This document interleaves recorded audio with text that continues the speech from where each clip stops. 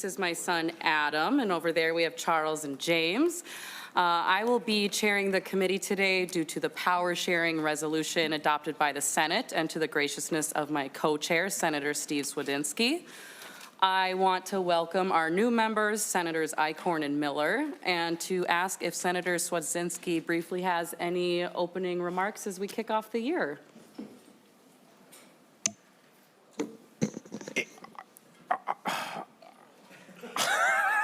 I should have given you a heads up. Right. I apologize. Yeah, thank you. Just really look at I taught American government for 33 years, and I think right now we're poised to have a teachable moment in this first few weeks of this session. And so when Senator Coleman and I talked about how we were going to conduct these meetings and how cordial and civil and respectful Senator Coleman was, I just really appreciate your work and how we're going to work together, and hopefully good will come out of what some people consider tumultuous couple weeks here. But for us, I think we're full speed ahead. So thank you. Thank you, Senator. So today we will have a number of school presenters who know how things actually work in the schools and who bear the burden of implementing and complying with multiple state laws, rules, and requirements that quickly add up every legislative session. I think it's imperative that at the beginning of every year we hear directly from those that are impacted by the policies. And so I am so grateful that I saw an email come through with a testifier list today that was extensive. So I will ask that we try to keep comments to about 4 minutes if possible and have them focused.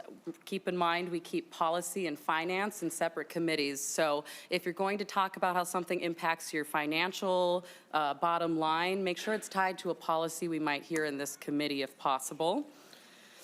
What I hope to have members understand by the end of the committee today is if the state is accomplishing what is needed for students in the most cost-effective and least intrusive manner possible, and if we are being respectful of the different needs and local goals of the wide variety of communities in Minnesota. So I think we'll just dive right in with our first testifier. We have Superintendent Corey McIntyre from the Anoka-Hennepin School District. Do we have a testifier sign-up sheet in there at the table? Is there? Perfect. So if testifiers could make sure after they're done speaking, if they could please sign in. Superintendent McIntyre, please state your name for the record and then begin your testimony. Thanks for being here. Well, thank you, Chair Coleman and members of the Senate Education Policy Committee. I'm Corey McIntyre, C-O-R-Y-M-C-I-N-T-Y-R-E, Superintendent of Anoka-Hennepin Schools. And it's my honor to have the opportunity to address you today. In light of the challenges that were brought up earlier, I just want to take a moment to say thank you for your service and thank you for all you do for public education and the students of Minnesota. Anoka-Hennepin is the state's largest district, and I'm here representing the 37,000 students, 8,000 staff, and nearly 50 sites that serve 250,000 residents in 13 communities, both in Anoka and Hennepin counties.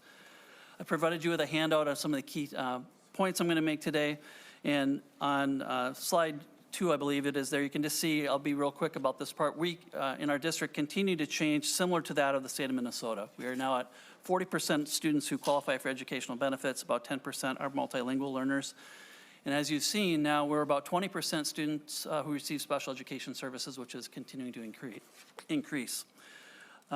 My comments today will circle around the funding connections to the policy areas that are impacting us the most. And on slide 3, you can see that we have an ambitious target of 5% on the formula, and I know that's not why we're here today, but that'll make more sense to you as I go through my comments. As unrealistic as that may sound with the financial forecast, it still doesn't come close to solving our deficit. By comparison, when we received 4% and 2% last year in the funding formula, that was short of what we ended up settling. We avoided a teacher strike last year by about a little less than 2 weeks, and we were fortunate to settle at 5 and 3 with our largest group. We have about 3,500 teachers in our district. We have 18 employee groups, and as hard as we try to recruit and retain and provide a competitive compensation package, that did immediately result in a $20 million shortfall. So even with a 5% formula increase, just to give you an example, we're still $12 million short. Other key funding areas I know you're going to hear more policy conversation about as time marches on is local optional revenue, long-term facilities and maintenance, operating capital and lease levy, as well as safe schools levy that also needs to be addressed. And you're going to hear more about compensatory education as well as far as from a policy perspective. Right now, the impact of the shift that's being calculated, we're another $5 million short. Add that onto our deficit of $26 million. So we're hoping for a hold harmless from a policy perspective to not add to those deficits that so many districts are experiencing. About a year ago, we asked our board, and we have a power sharing agreement in Anoka. We just renewed that. We've gone with a co-chair model in the last year, so it can work. I'll give you the credit for that. Our board made some tough decisions, and we were there because of a number of things. These are common factors in districts.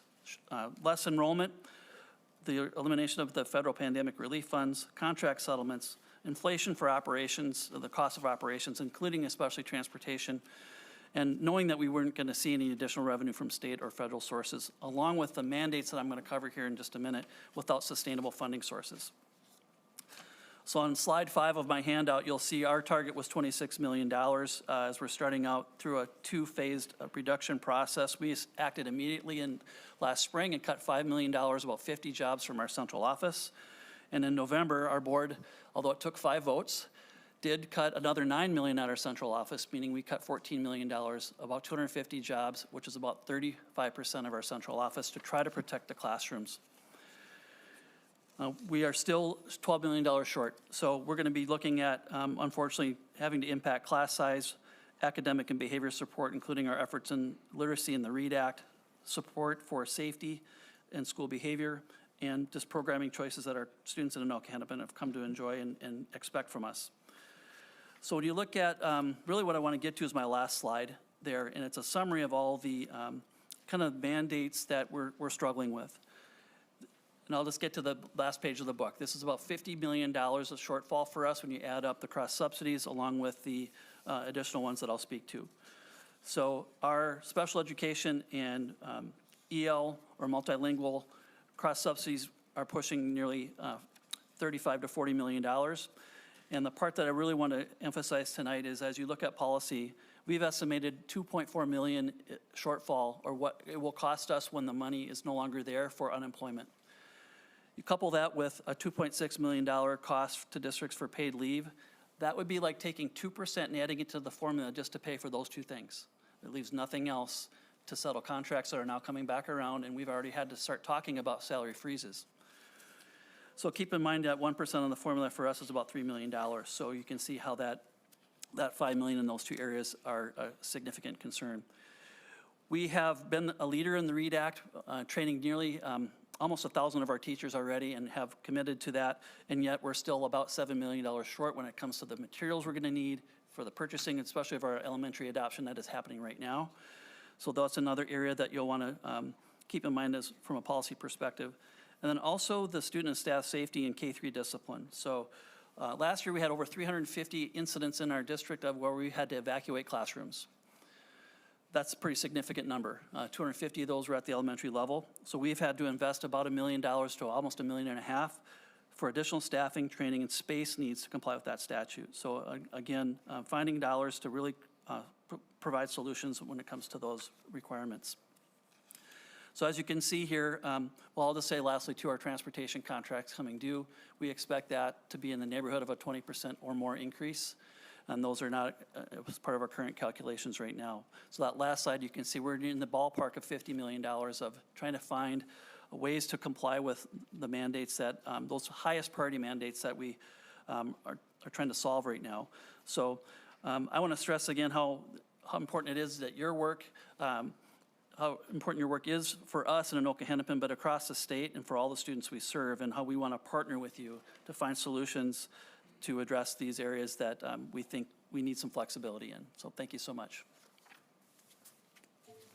Thank you very much. Up next, we have Superintendent Michael. Oh, go ahead. Sorry, Senator Kunish. I just wanted to point out one thing, and then I have a question for you. When we talk about the summer unemployment claims, I just want to be clear that that does not come out of your general fund, basically. A couple years ago, when we created that unemployment benefit for our hourly workers, our school hourly workers, we created a separate budget line. So that is not included in your budget, even though I'm sure you have to take that into consideration. And when school districts at the end of the summer and they have unemployment claims, those claims come out of that separate budget line. So you can add that in there, and I know there is the concern that one day those dollars will go away. We put $135 million to start that out. I think the first year it was maybe $30 million, so there was a healthy balance left. This past year, that almost doubled, and so we're recognizing that trend, which is exactly why we kept that budget line separate so that we could watch. We had no idea what it would cost us, to be honest, and I think the initial estimate was so ridiculously out of the realm, and we're seeing that now. And so there still is a balance in that budget that budget line after 3 years. And if you notice, that is also some dollars that the governor has in his budget.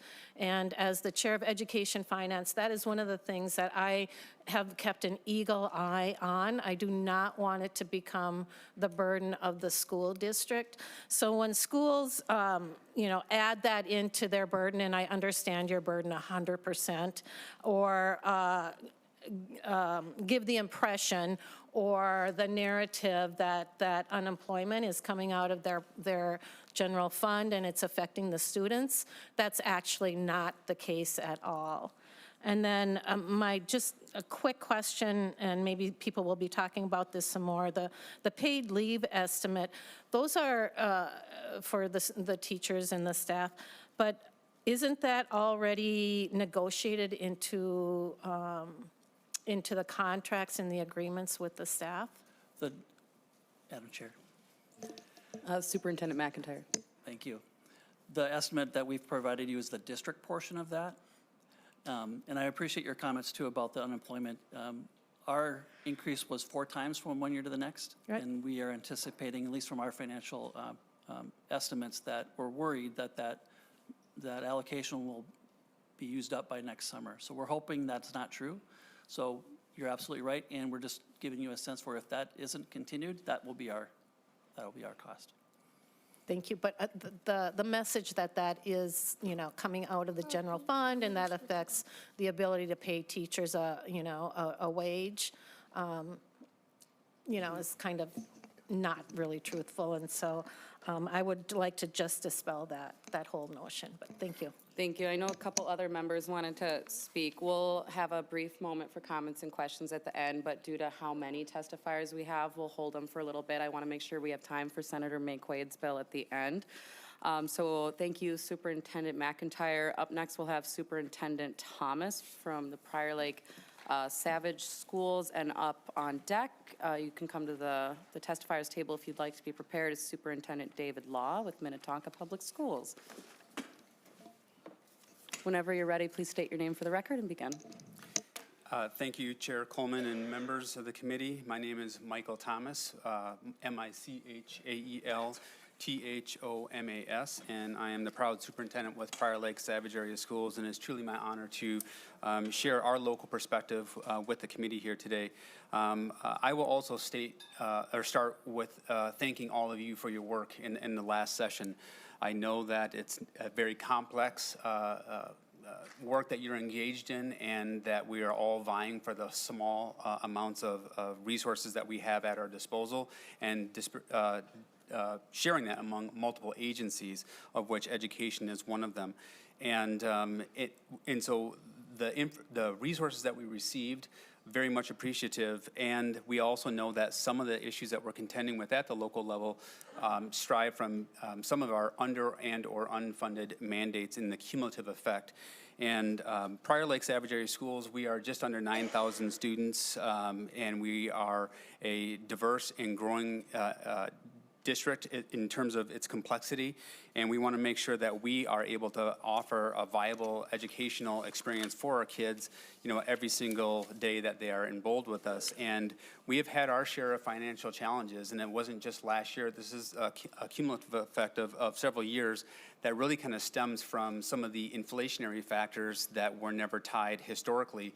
That's probably the greatest crux for us, that we've been greatly impacted, as well as some of the local optional aid that I'll speak to in a moment. But in our situation in Prior Lake Savage area schools, generally speaking, we can anticipate that our revenues will increase around 2.5% to 3%. We know that that's the state average. And what we're seeing is that our expenses are at least 5% or more growing every single year. And some of it's through natural inflation, and some of that's also being passed to us through some of our community partners, whether it's our transportation providers or other vendors that we're partnering with other state legislation that they are impacted by, and as a consumer of their services, we also see some of that passed on to us. And so when we're negotiating contracts, we're seeing some significant increases in our contracts than what we've historically budgeted for. And as you all know, a bulk of our resources goes towards our people. About 80 cents of every dollar goes into supporting the programs, or the people that are supporting all the programs that our students are exposed to. And we know that, and if you look across our state, that we are an aging state.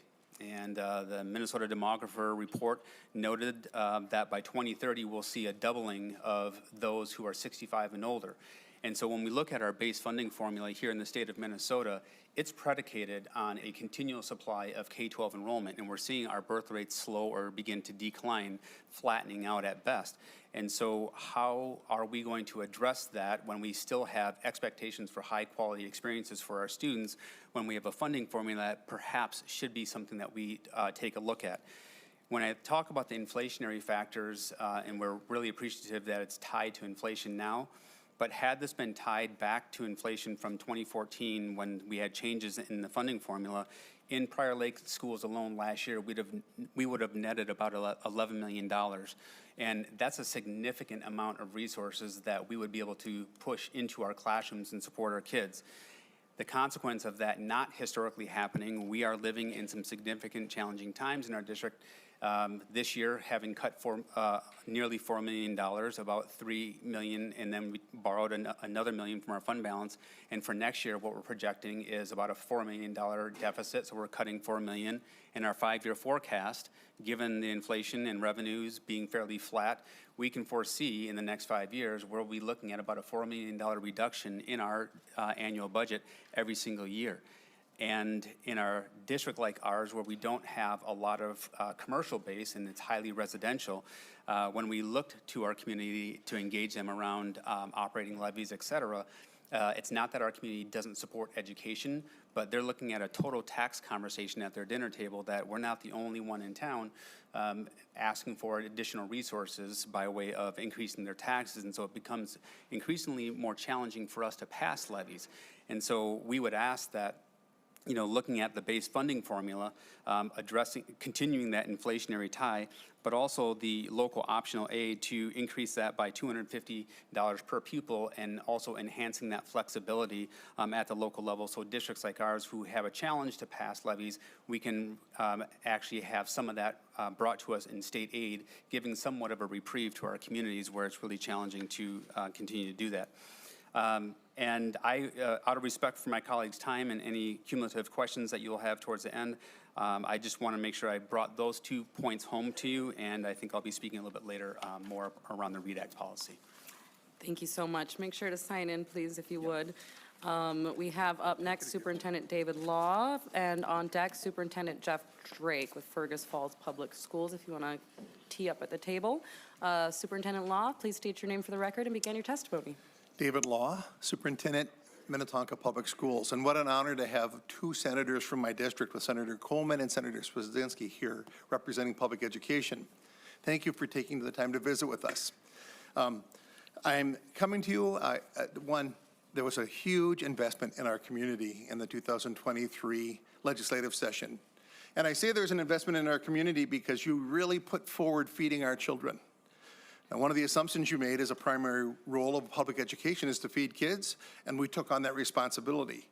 That was an investment in feeding children in the community who were unfed. We're honored to shoulder the issues of mental health and food inadequacy in our community, but you don't grade us on food and mental health. You grade us on academic performance and graduation rates. And I want to make a statement to the whole committee as a policy. If your policy is we're going to put all the burdens of the community on the backs of public education, grade us for it. 100% of our employees that qualified for unemployment got unemployment in the summer. We were 100% on that. I think our funds, Senator Coolidge, are running out. We're at about 30 million. For our district, it's about 750,000 a summer we're spending on that. So as a policy issue, please don't roll that forward unfunded. Either commit that we're going to pay our employees in the summer and fund it, or don't. But please don't hit, we cut 5 million in Minnetonka. We're proportionally about the same as Anoka. We're looking at about 18 million over the next 6 years in cuts. But as a policy issue, paying employees earn sick and safe time and paying employees in the summer and food were a priority in the last session, and we enacted those. But you get what you pay for. Funding the READ Act to the level where we could do curriculum instruction and adequate staff development fell short. In Minnetonka, our response was shift money that you're currently spending supporting students in reading to pay for those things. That's not a trade-off for us. We're about getting kids to read. It's a policy statement. Are you really saying all those other things are more important than that? The other policy suggestion I'd make is our community heard that you funded us with all those things. Our employees heard all that huge investment in public education was funding we could use to take care of the people doing good work. But in reality, a fraction of those funds that you gave us got to employees. Or all of us, Superintendent McIntyre, Superintendent Thomas, Superintendent Mary Perry Reed from Hopkins, St. Michael, we spoke to hundreds of educators across the state this fall about how to manage the financial challenges and burden of legislation. We met in Rochester and in Duluth and in St. Cloud, and people talked about being advocates for all of our schools. We have a policy issue of how do we fund our schools. We're not allowed to ask our community to fund for the things that you've asked us to do. You've also asked us to negotiate with our employees whether or not they're interested in doing them. Those are policy things, and they're challenges. I would encourage you to say what are our top priorities, and if you want them done, fund them. And if you want us to get them done, please don't ask us to negotiate with our employees if they're interested in doing them. Because we've spent more time trying to determine if our employee groups are interested in supporting the mandates than we have implementing them. And the last piece I'd encourage you is, in terms of a timeline, my colleagues would laugh if I didn't give a car analogy. We're in the business of producing high quality product, and our authorizers ask us, rather than revise last year's model, to create a new one every year. No one wants to buy the first year model because it's got lots of defects. We are still working on 2023 legislative agenda items next fall in staff development. We're trying to do the READ Act with integrity and high quality. All of my colleagues are across the state. If there's a lot of new ideas this year, if you change what the READ Act requires, I mean, I've got next year's staff development days planned and people contracted to come in and do that training. If you change those things this year, that's going to put all of us in a new cycle. So please be intentional about what your priorities are. Fund those things that you think are the most important, and expect results. If you underspend, expect less results than you would have hoped for. We are full on board supporting our kids in our community, and we appreciate you considering those things. Thank you. Thank you very much. So we have Superintendent Jeff Drake, and on deck we have John Carlson, if you'd like to come to the testifiers table. Welcome to the committee. Please state your name and begin your testimony. Senator Coleman and esteemed committee members, my name is Jeff Drake, Jeff-Drake, and I'm the superintendent of Fergus Falls Public Schools, and thank you for this opportunity to address you today. While we are appreciative of the efforts to strengthen Minnesota's labor force, recent legislation regarding unemployment eligibility, earned sick and safe time, and paid family leave presents significant challenges for our already strained rural school budgets. and negatively impacts our ability to adequately staff our schools. Expanded unemployment. One of the largest mandates in terms of fiscal liability is the unemployment coverage extended to school support staff. While the state set aside dedicated funding to initiate this program, it is crucial to identify sustainable, long-term funding sources. Fergus Falls witnessed the number of employees filing for unemployment benefits increase over the last 2 years, and we expect this trend to continue. State funds covering expanded unemployment are projected to run out before the end of this summer, leaving schools potentially to pick up the costs moving forward. We estimate this to be $240,000 annually. From Superintendent Jeff Lund of Marshall County Central Schools, the number of employees signing up for unemployment has effectively resulted in a 13% raise for school support staff. This increase is in addition to the raises we typically provide. The ability to claim unemployment benefits over the summer has also made finding employees to work in non-certified but equally critical jobs much more challenging. This could mean shortages in food service, paraprofessional support for students attending summer school programs, or negatively impact the simple act of keeping an office open and accessible to employees in our community. It's also created a challenge with staff members who draw summer unemployment only to submit their resignations right before the start of the new school year. This often leaves students short of critical support staff to start the new year. Furthermore, disputes regarding an employee's eligibility to collect unemployment after turning down summer employment can damage this employer-employee relationship. Earn safe and sick time. Earn safe and sick time also carries additional employer costs, which we estimate at $25,000 per year. This created additional work for a small office staff and potentially reduces access to an already depleted number of substitute teachers. It's fairly common for schools to piecemeal classroom coverage. The result is a disjointed educational experience for our students. Please consider extending the short call substitute pilot and repealing the minimum $200 daily rate mandate. Paid family leave. When paid family leave takes effect in January of 2026, school districts will be required to contribute a minimum of 50% of the costs. For Fergus Falls, the payroll tax is expected to be $115,000 annually. It's our understanding that in conjunction with other provisions, a teacher could be gone as much as 20 weeks. Given the substitute teacher shortage, we are extremely concerned about classroom coverage. Prior to the creation of these laws, we worked on these issues together locally through collective bargaining with our staff groups. Student support personnel aid. Many rural districts struggle to use this aid because of the narrow restrictions and lack of available professionals. In addition, special education districts report struggling to access the funds. Could there be greater flexibility to use student support personnel aid for any position supporting students? Could special ed districts be allowed to transfer their aid to their member districts? I've heard several of my colleagues express concerns that unfunded mandates and other legislative changes are going to push their districts towards SOD. Many districts, like Fergus Falls, try to make budgets work without the benefit of an operating levy. To make room for these new expenses, we are forced to make reductions in other areas. Invariably, these cuts end up coming from people and programs, and the education of our students is weakened in the process.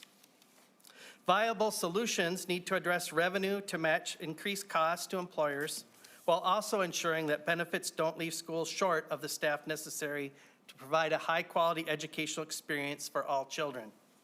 To achieve this, we need your continued support and understanding as we navigate these complex challenges. Thank you for your time and consideration. Thank you very much. We have Mr. John Carlson on deck. We have Donna Friedman. Mr. Carlson, welcome to the committee. Please state your name, who you're with, and begin your testimony. Thank you, honorable co-chairs and senators, for having me today. My name is John Carlson. I'm the Chief Administrative Officer at Rochester Public Schools. I also represent the voice of other business managers through the throughout Minnesota by way of my role as past president of the Minnesota Association of School Business Officials. And it's nice to see Senator Bolden here today, too. Rochester is a growing community. We serve over 17,000 students in our district. We employ more than 3,000 adults. In our district, we will have a balanced budget as we move forward to the 25-26 school year because our voters approved an increase to our operating referendum in the fall of 2024 after we failed a previous attempt the year before.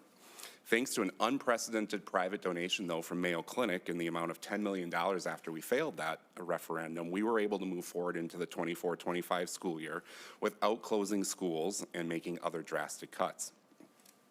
However, this trend of financial stability likely becomes a trend of financial instability as we move to the 26-27 school year.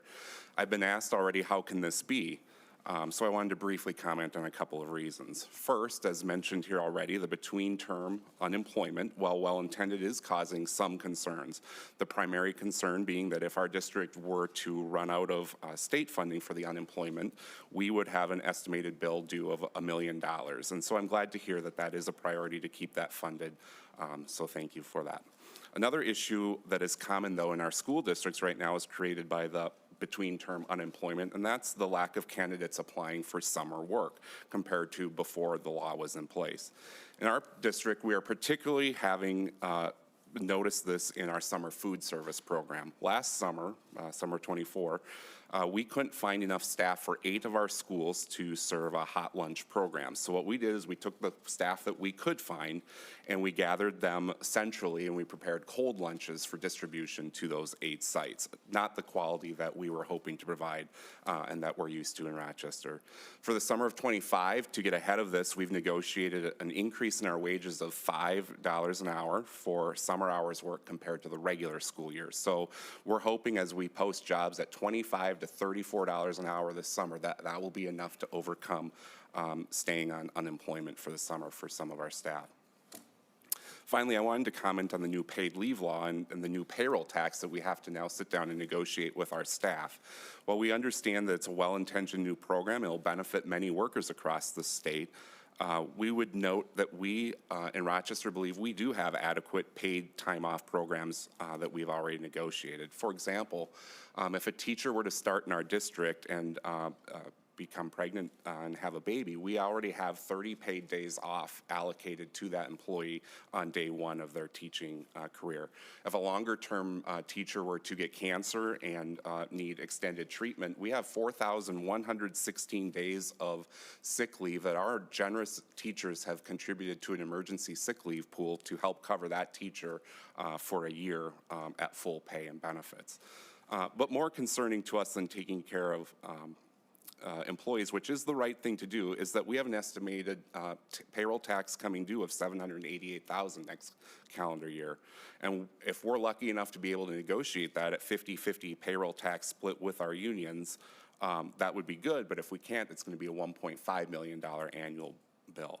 So if Rochester cannot find a way to control these costs, this is going to be a contributing factor to turning into financial instability the second year after passing a major operating referendum. So in short, I don't want you to hear that Rochester and business managers are against taking care of our fellow humans. That's not what I'm saying at all. But what we are very concerned about is breaking the implied contract that Rochester Public Schools made with our taxpayers to put forward a very large referendum increase and then swinging already into potential deficit spending the year after. So I want to close by saying thank you for listening to me and considering these issues. Thank you very much. Up next, we have Donna Friedman, and on deck, Superintendent Jason Berg. Welcome to the committee. Please state your name, who you're with, and begin your testimony. Thank you. Good afternoon, Madam Chairman, Mr. Co-Chair, committee members. My name is Donna Friedman. It's D-O-N-N-A-F-R-I-E-D-M-A-N-N. I'm the Director of Administration and Human Resources in the Forest Lake Area School District, which serves about 5,800 students and sits on the very northern edge of the metro area. Thank you for having me and many of my colleagues here today. I'm here today to talk with you a little bit about the Forest Lake experience with the summer unemployment, the UI, that as it's now available to the non-licensed support staff scheduled to work less than 12 months. I'd like to talk about some late resignation issues that we've seen, the quantity of time, staff time necessary, and some long-term cost concerns, as has been addressed briefly by some of my colleagues here. Our district has had difficulty historically. In truth, it is not new, with part-time and part-year employees resigning right on the cusp of the school year. In 2022, we had 43 people who resigned either right on the eve of school starting within a couple weeks, or within a handful of weeks of the beginning of the school year. 2023, that did go down a little bit. That went to 34. And in 2024, we were back up to 41 employees who resigned right as school was starting. But this time, there were 10 of those people who collected about $15,000, who then didn't come back. In fact, one of them just didn't tell us she wasn't coming back. We gathered she wasn't coming back because she wasn't there. There were 3 people, in addition to the 10, who were deemed eligible for unemployment. We didn't see a bill associated with them. We can't be certain why. We think it's fairly safe to presume, probably because they had already started working a different job. We don't see the effect of summer UI assisting us with retaining employees. We do see that to protect their summer UI payments, employers are going to feel even more reluctant to give notice of their intent not to return until the start of the school year is looming upon us. Not uniquely, we don't have a raft of prospective workers just waiting to be hired. These late resignations mean that, at best, that admin staff have to channel their attention to last-minute hiring rather than preparing to welcome students. But more likely, it means that students just don't have the appropriate service. They don't receive the service that they deserve because we're not fully staffed.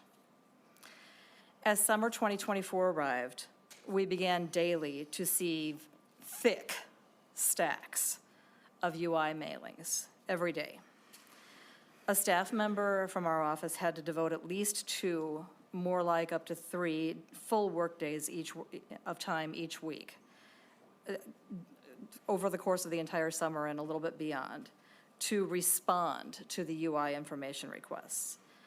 Each request requires us to work, it's about 30 minutes worth of time associated with each one. That person, whoever's responding, also has to connect with other employees within the school district to gather the information from them as to what the specific circumstances are. This responsibility is so time-consuming, we may need to devote resources that we would rather direct to student services in order to add a staff person, in order to address it's a mountain of UI documents that happen each summer. Additionally, the availability of summer UI has apparently impacted employees' willingness to test the waters, if you will, at other times of the year. As we entered this January, we've received more UI information requests due to employees filing for UI over the winter break, which lasted a week and a half. I've even heard from other districts that have experienced UI applications over the 2 to 3 day MEA break in October. Each of these requests must be fully responded to in a timely fashion, which requires already scarce staff time. We do have a concern over the ongoing potential cost to the district of UI. As has been noted, there is funding at the current time. We do have a concern of what would happen long-term if that was not there. In 2023, 120 employees from our district received the summer UI at a cost of about $214,000. Last year, so 2024, 139 employees received summer UI at the cost of over $252,000. Recall, of course, that 10 of those receiving the $15,000 didn't come back. Many employees are still not aware of this possibility or have thus far chosen not to apply, but the number of employees who is applying is increasing, as is the cost. If the resources the state allocates on a year-to-year basis to cover UI commitments is not sufficient to do so, that cost liability will fall to districts. In our district, if we had to cover the cost of just last summer's UI, we would have to cut about 4 teachers. Did it have to be teachers? The backdrop of our district is that we have less advantageous funding than many of our immediate neighbors, a minimal fund balance, barely sufficient administrative support to take care of the tasks that we need to take care of. And the result is that we have universal disfavorable salary comparisons with many other districts. So we would end up needing to eliminate 4 staff members whose primary professional purpose is to directly serve children's needs, so that employees who knowingly applied for and accepted part-year positions, many of whom we know do not desire to work in the summer for their own reasons and bypass options for full-year jobs, so that they would be able to collect the UI in the summer. In reviewing the lists of employees who have applied for and received the summer UI, we have noted that the strong majority are people who have been employed with the district for a substantial number of years. We do not discern that this provision is assisting us in retaining staff members. It does stand to potentially cause us to reduce services available to students if the funding is not consistently there. I'm sorry to interrupt. We'll have to wrap this up in about 30 seconds, if that's okay. Yep. And that's about less than what I have, or more than what I have, as well as to further limit our ability to serve students. And this does conclude my testimony. Thank you. Thank you very much. We have Superintendent Jason Berg and School Board Member Kyle Christensen, correct? And on deck, we have Superintendent Renee Case Evanson. So I'm Jason Berg, Jasonberg. I'm Kyle Christensen, Kyle Christensen.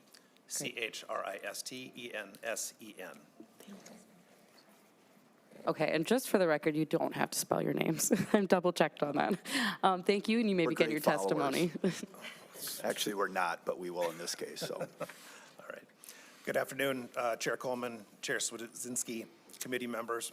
My name is Kyle Christensen. I'm currently serve as the chair of the school board for Farmington Area Public Schools, Independent School District 192. This is Jason Berg. He's our superintendent. Since at least 2022, many of us have asked the legislator to help stabilize public education funding. We proposed a simple solution: use a portion of the large state surpluses we had at that time to cover costs for state and federal mandates for special education and multi-language learners. We explained that doing so would ensure that students' needs are met, and it would also free up hundreds of millions of dollars across the state for local communities to invest in student achievement, as well as to improve pay and benefits for teachers and other staff. To our disappointment, we didn't get that simple solution. Not in 2022, when there was a bipartisan agreement as the session ended, and not in 2023, when it would have been a really easy win for everyone. Let me tell you a little bit about Farmington Schools. Our district serves about 6,500 students. We employ over 900 teachers, paraprofessionals, custodians, nurses, and more. ISD 192 is the largest employer in Farmington, which is a growing suburb about 30 miles south of our location here. Our students come from Lakeville, Empire, and surrounding townships too. Our district budget is supported by a local operating levy. Many of our community members agreed to higher property taxes in order to fund smaller class sizes and other investments in student programs. That levy generates about $5 million per year. What it affords us is becoming less and less as the revenue is increasingly eaten up by cross subsidies. Those are the costs of those state and federal mandates that neither the state nor the federal government properly funds. In fiscal year 23, our cross subsidy was about $7.5 million. In 2023, you helped, or at least you meant to. Education bills enacted that year increased funding for special education and MLL. That shrunk our cross subsidy to about $6 million right now. But here's the rub. During that same session, the legislature created a new wave of mandates. You didn't have the ability or the political will to fully fund fully or permanently. Here's a sample of what those new unfunded mandates are costing. The READ Act, which is a vital investment in literacy. We estimate that'll cost at least $335,000 in ongoing annual costs for professional development and curriculum subscriptions. Paid family medical leave will be very helpful to many people, but it will cost ISD 192 about $432,000 annually in payroll taxes, plus an untold amount to hire substitute teachers for those employees who utilize that benefit. Expanded unemployment insurance to pay hourly workers during non-student contact months will cost nearly $280,000 per year, and employee safe and sick time, another $50,000. There's more, but I think you get the point. Just those 4 new mandates add $1.1 million to our costs. Add in inflation, higher wages, health benefits costs, and you quickly get that we're not better off, we're actually sliding behind, despite historic investments in public education. I wish I could say that nobody saw this coming, but we've been sounding the alarm for years. We've also gone to our voters and failed twice to increase our operating levy.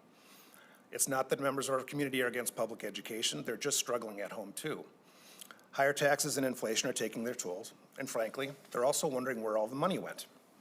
Governor Walz said he'd fully fund public education. He even went on a tour that summer, talking about historic investments in spending in our schools. But he forgot to mention all the new costs that he had also added through legislation that same year. So right now we're working on the 25-26 year budget. That's year 5 of budget. Well, Superintendent Burke calls them realignments, but it's another word for cuts. In prior years, we increased class sizes, we've cut administrators and support staff, we've right-sized classrooms to enrollment, and we've restructured supports for gifted and talented students, among other things. We still face a $4.4 million deficit. To close it, we'll raise fees. We'll also cut deeply into career and technical education. We'll reduce middle school electives and other supports. Now, we're fortunate to have reserve funds to help close the remainder of the gap, but we've nibbled around the edges long enough now. We need structural change. Every Minnesota Vikings season begins with the hope that this is our year. I'm sure someday that will be true. Right now, we need this to be the session that you all finally hear the urgency of our situation. We're grateful for the revenue, but we could do without all the restrictions on the time, place, and purpose in which it can be used. Can you help make this our year? Thank you for giving us this opportunity to testify here today, and thank you for all you do to make Minnesota a better place. Too soon on the Vikings reference, too soon. Are you testifying as well, or just here for questions later? I was here to answer questions, but Perfect. those might come later. Thanks for sticking around and being here today. We have Superintendent Renee Case Evanson, and on deck is Patrick Glynn. Please state your name, who you're with for the record, and begin your testimony. Good afternoon, Madam Chair, Co-Chair, and committee members. My name is Renee K. Stevenson, and I am the superintendent for Jordan Public Schools. With me today is Sarah Sievers, a high school special education teacher and our current Ed Minnesota Jordan president. I want to start by sharing my appreciation of the reflectiveness of this committee in seeking feedback on the intent of recent legislation for school districts. As an educational leader, I recognize we can have the most positive intent and the impact may land somewhere that it's not intended. In that spirit of advocacy and reflectiveness, I am here to testify on behalf of the new state requirements affecting our local schools. Jordan Public Schools serves approximately 1,800 students. We are one of the few districts that does not have a local operating levy. We rank 301 out of 328 districts in revenue rankings. Despite that, we have prioritized and maintained a balanced budget, making reductions as needed. We are fiscally responsible and extremely intentional with the use of our community tax dollars, which means we run lean operations and staffing. All of this considered, our district, like many others, already sees budget shortfalls from legislation that is having an unintended impact. First, I'm so excited to have legislation in relation to the science of reading. As a former curriculum instruction assessment coordinator for Anoka-Hennepin School District, I cannot express how important the READ Act is. I greatly appreciate the initial funding provided to support implementation. Jordan's implementation is taking place over 2 years in alignment with requirements. We received an allocation of approximately $65,000 one-time funding for the training. Our year 1 costs exceeded that amount. We estimate exceeding our initial training allocation by nearly $60,000 by the end of year 2. This cost is in alignment with locally negotiated contracts for duty outside of the staff's contracted time. We are concerned with the unfunded ongoing training needs as we hire new staff that are untrained. There remains uncertainty with how this will play out in higher education for new teachers. We were intentional to prioritize pre-existing professional development days for staff training, but it cannot be solely completed within that allotted time effectively. Teachers have reported the added pressure of this important work. The need for time outside of school impacts our staff, some of which are already in master's programs, some have small children, second jobs, or coach in our district. To require something that can't solely fit within the confines of the school calendar has proved difficult. We ask for greater flexibility in implementation timelines and continued funding with less restrictions to ensure staff can be trained fairly and compensated for their time. Second, one of the most impactful financial challenges has been in relation to the summer unemployment benefits. Historically, Jordan Public Schools would levy an average of $0 to $5,000 per year, not including the pandemic years or years we've had to make budget reductions. In the past 2 years alone, Jordan Public Schools has spent approximately $91,000 in year one and $150,000 in year two. We are aware that the short-term funding will likely run out this year, and we are very concerned about that impact to our local budget. These funds cannot be levied, so this must come from our general fund when the short-term funding sunsets. For reference, that added cost last summer alone equates to the cost of 2 teachers. There is one additional impact, and that is on central office time needed for our 1 human resources staff member. Summer programs that support much-needed literacy, math, and social-emotional extended learning have already been challenging to fill with staff. This legislation has only added to those challenges and hinders an ability for Jordan School District to offer programming that we would like for our students. As a school district, our wages are very competitive, but our funding stream is not flexible enough to support the ongoing challenges such as this. We would request consideration that pre-K through 12 school districts be fully funded or exempt from this legislation. The last thing I would like to note, though we are not yet at the stage of implementation, I would like to call your attention to concerns regarding the impact of paid family medical leave to school districts. As you are likely aware, school districts already have supportive leave options in place for staff. This added layer brings both concerns and many unknowns, including the immediate tax impact to our employees and unfunded costs to employers, impact to locally negotiated contracts, impact to central office, knowing we do not have the budget to mitigate adding accounting responsibilities with our staff. In the past 3 years, we have seen an increase of more than 800 new budget codes. We also worry about the shortage of licensed subs available, and then the unintended impact to our students and operations with the potential for 20-week leaves. We would request more specificity in the legislation and full funding for schools to impact the paid family medical leave. Whether you call the new legislation educational mandates or educational opportunities, they do have impact, especially to a district without a local operating levy. We request long-term funding mechanisms in place for the new legislation or repeal as needed. Additionally, please trust our elected school board officials to govern and partner with school administration to prioritize their budgets and make educational decisions based on the needs of their students, staff, and school community. Thank you so much for your time and reflection, and I would be happy to answer any questions. Thank you. And are you here as support, or did you have comments you'd like to make as well? I'm just here in support. Wonderful. Thank you both so much for your time. Up next, we have Mr. Patrick Glynn. On deck, Melinda Major. Thank you for coming to the committee. Please state your name and who you're with and begin your testimony.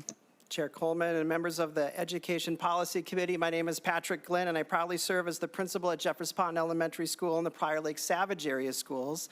Chair Coleman, it was nice to have your son with you and make me feel at home when I walked in here to have him in the front. I support a unified voice to amend the non-exclusionary discipline policy that prohibits suspensions of students in grades K through 3.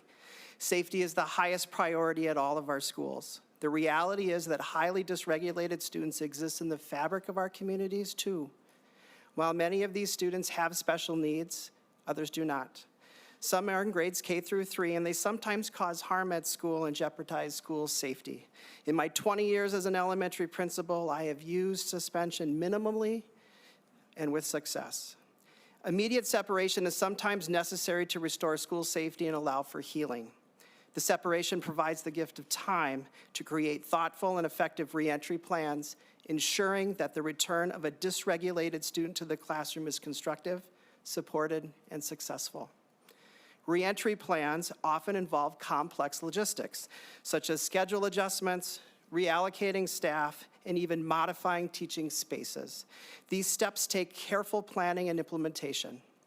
requiring collaboration among multiple staff members to debrief the crisis, analyze the situation, and make the necessary adjustments to support both the student and the broader school community. This all takes time. Secondly, victims of harm need to feel safe again. Seeing the student who harmed them back in the classroom the next morning undermines their sense of security and trust in the school environment. Safety is ensured when adults take action. Also, parents of victims are often upset and confused when no immediate consequences are evident. They question the principal's decision to allow the student to return so quickly.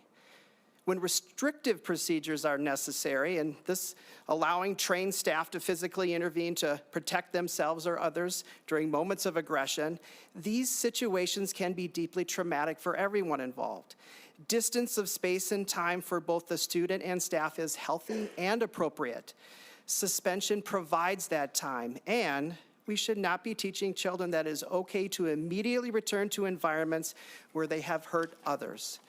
Over the past 5 years at my current school, I have overseen a total of 14 suspensions, 5 in-school suspension and 9 out of school. Of the 9 out-of-school suspensions, 7 involved students in grades K through 3. All of whom were receiving special education services. These suspensions were necessary due to incidents of repeated behavior, often involving multiple episodes of aggressions against adults or other students within the same day. Each of the 7 students received a half-day or 1 full day of suspension, providing the time needed to develop and implement adjusted plans for their successful return to school. Reentry conferences were held with these students and their families, creating an opportunity for everyone to come together and reaffirm shared expectations. These meetings emphasized a collective commitment to maintain a safe, nonviolent school environment and address any necessary changes to the student's schedule or supports. These measures ensured that the student, their family, and the school were aligned in preventing future harm and promoting positive school experiences. The current statute allows for expulsion, but prohibits suspension, leaving no middle ground. As principals, we do not want to expel young students. Expulsion is not the answer. What we need is the ability to implement a short suspension, up to 3 days when necessary. This balanced approach would allow us to address incidents thoughtfully while ensuring the safety and well-being of everyone in the school community. Members of the committee, no principal wants to suspend a student, but my colleagues and I have found it successful to ensure school safety and to have time to make purposeful and important changes to help students, all students, be successful. Thank you for your time. Thank you very much. We have up next Melinda Major. On deck, we have Angela Charbonneau-Folge. Did I say that right? Okay, I remembered from last week. Welcome to the committee. Please state your name and who you're with. My name is Lisa Carlson, and I am in place of Thank you. the other person, Lisa Carlson. And I have had the privilege of serving as the principal at Woodland Elementary in Eagan, Minnesota for the past 19 years. I also have the honor of representing Minnesota's elementary principals as the president of the Minnesota Elementary School Principals Association. Today I'm here to speak with a unified voice alongside other organizations, asking you to amend the non-exclusionary discipline policy that prohibits suspensions of students in grades K through 3. As elementary principals, we chose this work because we love children, and we want what's best for all of them. But this policy stripped us of the ability to make the best decisions for safety and the well-being of our students and staff.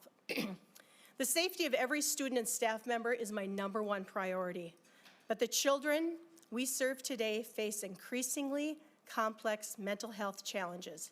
And when a young student becomes dysregulated, it's not only disruptive, but dangerous. One child's behavior can take away the safety and the learning of the other 25 children in the classroom and the adults that are trying to teach. Parents frequently call me distraught because their children are afraid to come to school. They share that their children are having nightmares, experiencing panic attacks, and crying at home about the chaos they sometimes witness at school. These parents want answers, but due to confidentiality, I cannot discuss what I'm doing to support the dysregulated child. They feel helpless, and as a principal, it's heartbreaking to hear their fear and their frustration. In these situations, we implement every possible intervention. skills groups, sensory areas, movement breaks, restorative practices, and reteaching of expectations. But sometimes these supports are not enough. When a child remains in a classroom after repeated incidents, it sends the message to their peers that the behavior is acceptable. It erodes their sense of safety and trust in their school. In my school, when a child becomes dysregulated, we must sometimes clear the classroom for safety. Imagine the loss of learning for the other students. They're missing instruction and coping with heightened anxiety and dealing with the fear that the classroom may not be a safe place for them. It's only a matter of time before a lawsuit arises over this lost learning. Parents have the right to expect that their children's education will not be disrupted daily by violent or destructive behavior.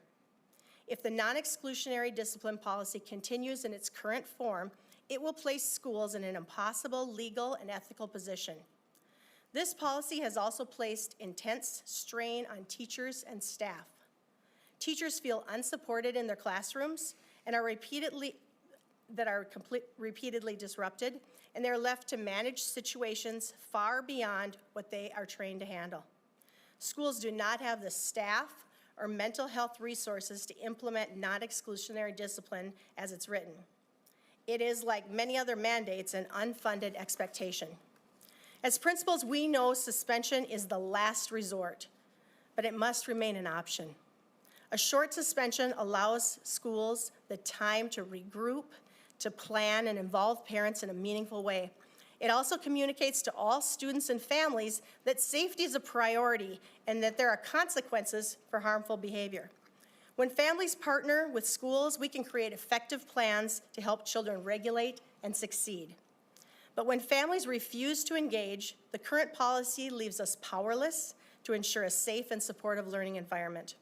Members of this committee, I urge you to amend the statute and allow for K-3 suspensions for up to 3 days when necessary. Continuing monitoring suspension data through the Minnesota Department of Education and ensure accountability, but please don't punish all the schools for the actions of a few. This change is essential to protect the safety, emotional well-being, and learning of all students. Without it, you risk not only further damaging the trust families place in their schools, but also legal challenges from families whose children are being denied the right to a safe and effective education. On behalf of Minnesota's principals and the children and families that we serve, I ask you to trust us to make the best decisions for our schools. We must be able to address these challenges in ways that ensure safety and foster learning and provide every child with the opportunity to thrive. Thank you. Thank you very much. For everyone who saw my 3 toddlers here earlier, you can imagine how supportive I am of timeouts. So I hear what you're saying.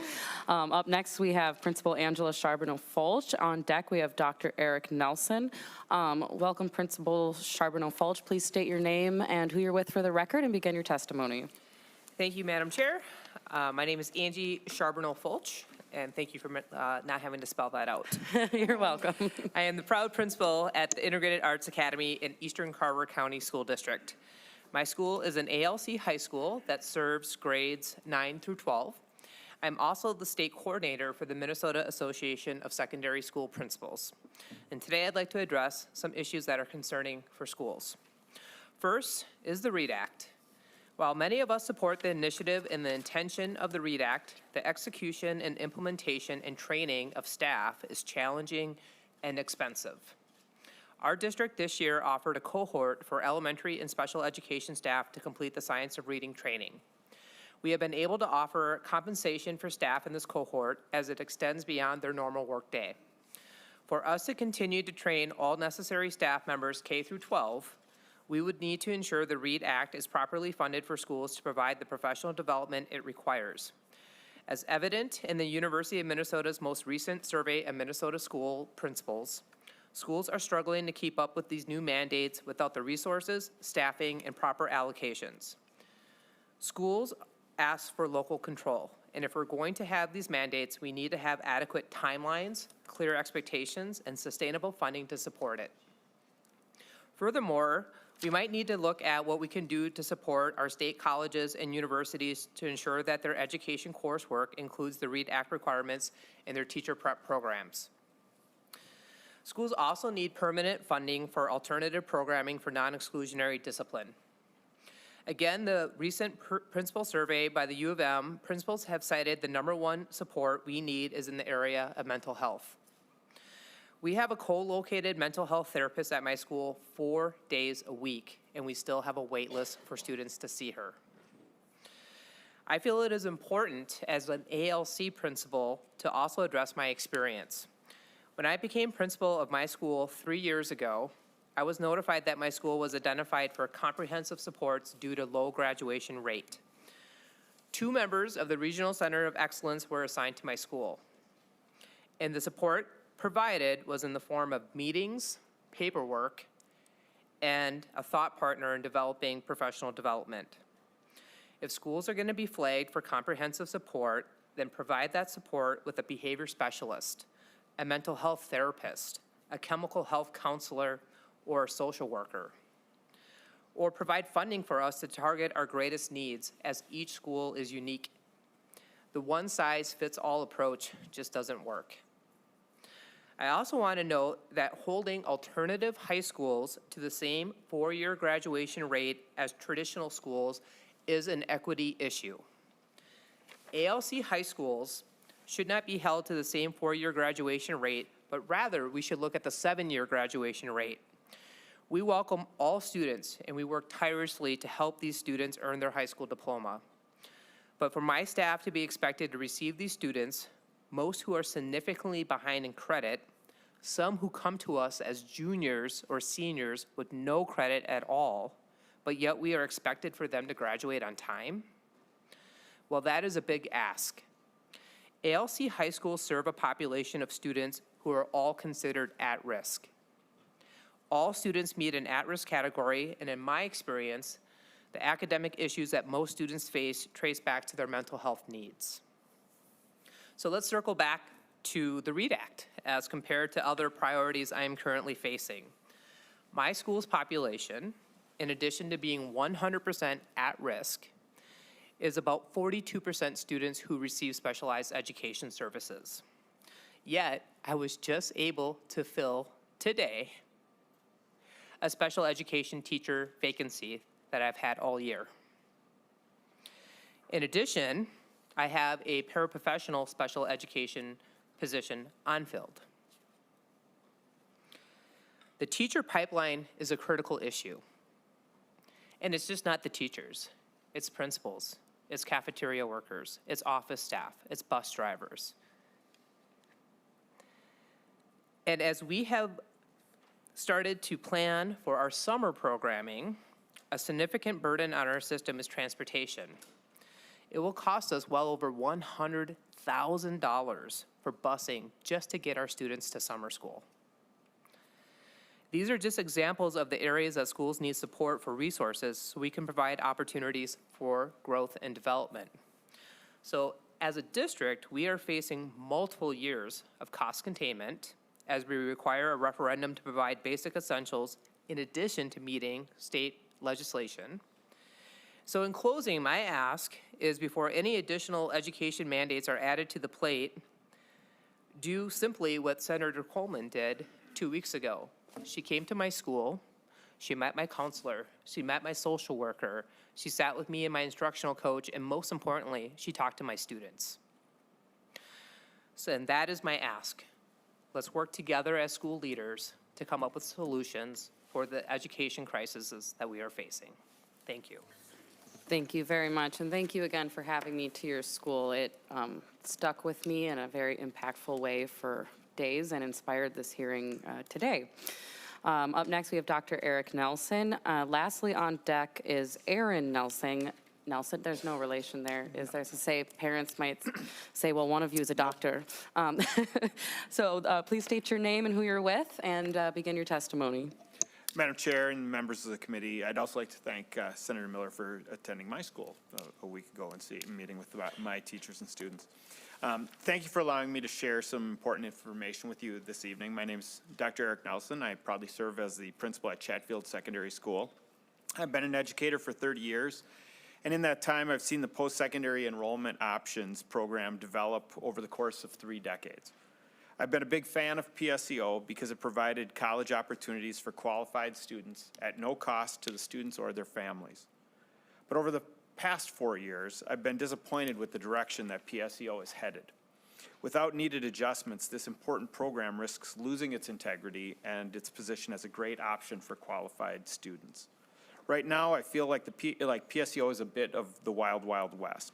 There are so many opportunities, but also a number of significant dangers. According to a 2023 MDE report to the legislature, PSUO enrollment rose 6% coming out of the pandemic. According to my colleagues throughout Southeast Minnesota, those numbers have skyrocketed over the past 2 years. 96% of the principals in Southeast Minnesota have replied that in a recent survey that their schools have seen significant growth in PSUO participation, and it is concerning because of the students that are beginning to participate. As participation has grown, admission standards have decreased. In the past, PSUO was aimed at providing additional high-rigor opportunities for top-performing students. Now, particularly since the explosion of online learning, the admissions criteria have dropped. 87% of my colleagues that responded to a survey indicated that they've seen students engage in PSUO despite being a poor fit for college at this time. A colleague from small Southeast Minnesota high school shared with me that 3 students that were cautioned about not being quite ready for college failed their PSUO courses. Another reported a student failing 29 credits of college classes over the course of 2 terms. I've also seen students that we have tried to counsel out of participating struggle in PSUO. This will continue until the guardrails are strengthened and admissions requirements are made more rigorous. Unfortunately, high schools get no information about student performance until grades are finalized and reported. We don't learn of trouble until it's too late. Failing students come back to us with a need for credit recovery. They end up ineligible for state high school league activities. They have a sour taste in their mouth about college and list a poor grade on their college transcript that limits their opportunity for future school choices. That's not how we want to operate. I can't quantify rigor. However, there's clearly a narrative among high schoolers that PSUO, and particularly online options, are much easier than the high school courses that they could be participating in. This has led to a significant decline in options for high rigor courses back in their home high schools. In the last few years, I've had to cancel upper level Spanish, calculus, college chemistry, and college physics courses because there simply weren't enough students to make the courses viable because students were being drawn away by PSUO.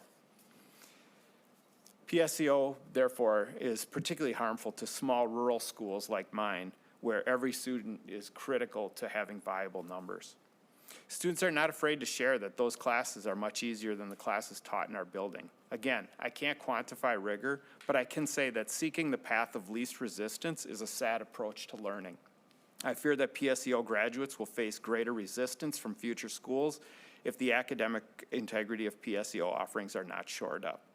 Finally, when students choose PSUO, their high school has already accounted for them in staffing and master schedule building. The October deadline for spring semester enrollment was put in place by the last legislature and has really been a disaster for schools that create their staffing plans 6 or 7 months earlier than the students are making that decision. The loss of revenue due to PSUO occurs way after districts have already adopted their budgets. I ask you to do the following. Include principals and high school guidance counselors in the process of standardizing and rewriting the minimal admissions requirements for PSUO students. Maintain full pupil funding to home high schools and then charge a reasonable flat per credit rate for the district students that are engaging in PSUO courses. Limit full-time PSUO students' credits to 30 in a calendar year. Part-time PSUO students' combined high school and college credits should be limited to an amount equal to a full-time high school course load. And we should require colleges to provide status updates to the students' home high schools at least twice during an academic term so that the state high school the home high school can provide needed interventions and maintain its responsibility of verifying Minnesota State High School League eligibility. Thank you for your time this afternoon. Thank you very much. Up next, we have Aaron Nelson, and I apologize, one got added. We have Superintendent Ryan Lager on deck if you're here. Otherwise, state your name, begin your testimony, please. Thank you very much, Madam Chair. Aaron Nelson from Pequot Lakes Public Schools. I want to thank Senator Eichhorn for your recent visit to our district. It was much appreciated. I want to thank the members of the committee for the privilege to be here to represent principals in Greater Minnesota and the opportunity to talk about the impact of post-secondary enrollment options on our high schools. As a principal with 25 years of experience in rural education, I am proud of the work that our schools do to prepare students for post-secondary success. However, the rapid expansion of PSUO presents three significant challenges: financial strain, erosion of academic rigor, and high schools struggle to compete with the college credit marketplace. For financial challenges, Minnesota's current PSUO funding model places immense financial pressures on high schools. In my district and three neighboring ones, representing approximately 1,645 students in grades 9 through 12, we have seen PSUO participation rise rapidly from 182 students in the fall of 2022 to 232 students in the fall of 2024, and we anticipate around 250 students in the spring of 2025.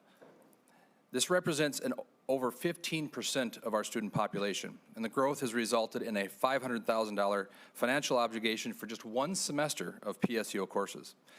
When students enroll in PSUO, the associated funding follows them, leaving high schools to manage fixed staffing and operational costs with reduced budgets. Additionally, students who fail or withdraw from PSUO courses often return to their high schools for remediation instruction, which we must provide without additional resources. This creates a financial imbalance as high school bears the cost of these services while losing funding to the PSUO programs.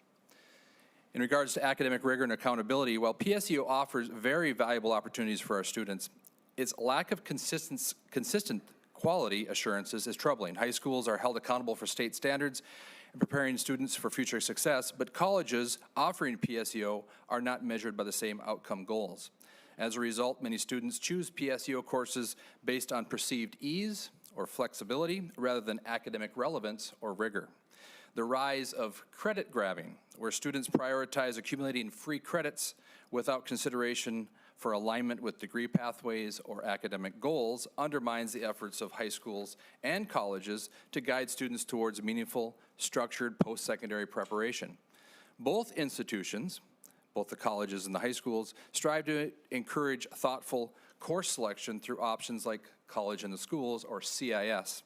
But current PSUO system often incentivizes convenience over quality. With a competitive disadvantage, high schools face significant challenges in competing with flexibility and the financial appeal of PSUO. Online PSUO courses offer scheduling freedom, no-cost credits, making them highly attractive to students. Meanwhile, high schools must invest heavily to provide high-quality alternatives such as College in the Schools. CIS programs require substantial resources, including subsidizing advanced education for teachers to meet strict qualifications, a master's plus 18. Despite these investments, students often opt for PSUO due to its perceived ease, leaving schools struggling to maintain our enrollments in our CIS classes. Late PSUO enrollments exacerbate the problem, destabilizing our CIS programs by leaving courses under-enrolled and financially unsustainable. This creates a vicious cycle where high schools cannot effectively compete in the college credit marketplace, limiting our ability to offer rigorous and locally controlled options. I don't only come with problems, but I come with some solutions. To address these, I recommend three solutions to this. I'm recommending supporting high school CIS consortiums. High schools should be allowed to collaborate through CIS consortia to pool resources and share certified instructors, enabling a broader course offerings at reduced cost. This model would stabilize our CIS offerings and help rural schools to sustain our programs. State grants, such as the Minnesota Concurrent Enrollment Grant, could be used to incentivize the development of these collaborative efforts. A second solution would be to restructure PSUO funding. The current funding model unfairly shifts financial burdens onto high schools. To address this, PSUO per credit cost should be capped to ease the pressure on districts, and additionally, funding should be prorated for students who transfer, withdraw, or fail PSUO courses, ensuring high schools are not left covering the unfunded expenses. And finally, to implement new PSUO guidelines, eligibility criteria for PSUO should be refined to improve student success. Participation should be limited to grades 11 and 12, and thresholds such as the ACT, AccuPlacer, or counselor recommendations should be used to ensure students are prepared for college-level work. To encourage thoughtful credit planning, students should be incentivized to enroll in rigorous CIS options offered by their local high schools. I want to thank you for this opportunity, and I believe that these solutions provide balance to equity, quality, and financial sustainability of our programs for our students. Thank you very much. Is there anybody in the room that was not on the list to testify that would like to do so? All right, thank you so much to all of our testifiers. Members, we have a little bit of extra time if anybody would like to ask some questions. This is mostly a listen and learning session, so I'm hoping that questions will be directed towards that or for greater clarification. Senator Duckworth. Thank you. My question has to do with part of the conversation earlier as it relates to the UI fund. Can anybody give me an idea as to how that works out in reality in the district? When you pay that money, then do you then apply to have it backfilled? I guess what I'm really asking is, what's the lag time between that money going out the door and the district being reimbursed? It's fine if nobody has the answer, just posing it. Thank you very much. Please state your name and address the question. Thank you, Madam Chair. John Carlson here from Rochester Public Schools. And Senator, my understanding, or what I have seen, is that we pay the bill with our own funds, and then we seek reimbursement that comes on a prorated or a metered payment from Department of Education, along with regular payments that we get after the fact. Senator Duckworth. Thank you. I appreciate that. And I think sometimes it's helpful for us to understand how things play out in reality, and understanding that when we're asking you to make expenditures, that sometimes there is some lag time between money going out the door and it being plussed back up at the district level. And Madam Chair, if I may, I just do want to make a couple of comments briefly. I appreciate everybody being here today. Superintendents, principals, board members, you're very busy people. Many of you came from all across the state to be here and provide us your feedback. I've talked to many of you numerous times before, and what I hope you're experiencing today is the fact that we are here to listen. We're not here to debate you. We're not here to prove you wrong. We are here to get the very extremely valuable feedback that we need from all of you and all the people that you represent, from your level all the way down to the classroom. So please, the worst thing that could happen is you come here today, feel that you weren't heard or that you were told you were wrong, and so you don't come back to give us feedback again in the future. So do not let that be the case. It's easy sometimes for us to go on to feel defensive. It's human nature. We've passed some laws. We've got a lot invested in those laws. We believe in them, many of which were passed for good intentions. And sometimes when they don't necessarily play out the way we thought they would, or they have second or third order negative impacts, it's easy to get a little bit defensive. But what I hope my colleagues do is shake that off a little bit and just listen. Listen and then ask, what are the next steps to help solve or improve the situations that our schools and our students find themselves in. And also understanding that these laws that we pass do not exist in independent silos from one another. Today was a holistic conversation. We talked about impacts to districts, revenue, expenses, all the way down to how it impacts property taxes. A holistic conversation, how it impacts schools, communities, taxpayers. That's what needs to happen.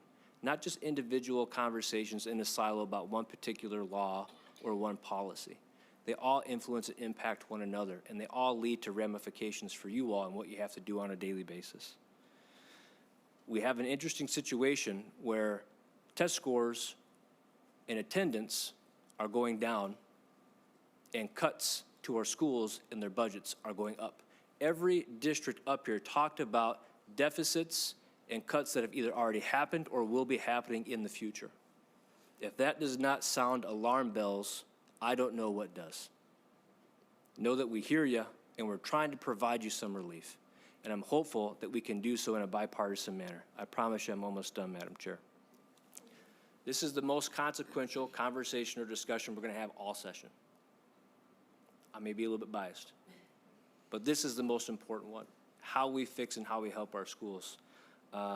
And the worst thing we can possibly do, now that we know and have received the information you have shared, is ignore it and not take action to partner with you to fix it. Because I hate to break it to you, $18.5 billion is gone, and now we're looking at a $5 billion deficit from the state standpoint. I know you're all smart people. You know we don't have a magic pen or a magic wand to wave and just do a cash infusion. That's not going to be how we solve this. We need your help to do it. We need the smart ways, fixes, and tweaks to these laws, and we have to bring the open-mindedness to partner with you to actually do those things. Thank you, Madam Chair. Thank you, Senator Duckworth. Next, we have Senator Abler, followed by Senator Maye Quade. Well, thank you, Madam Chair, and I really appreciate the discussion, and I appreciate the input from people who actually have to implement the things that we have passed. And I appreciate the tone of the session of the Senate in the beginning here with a very collegial shared approach, which I think is going to benefit a lot.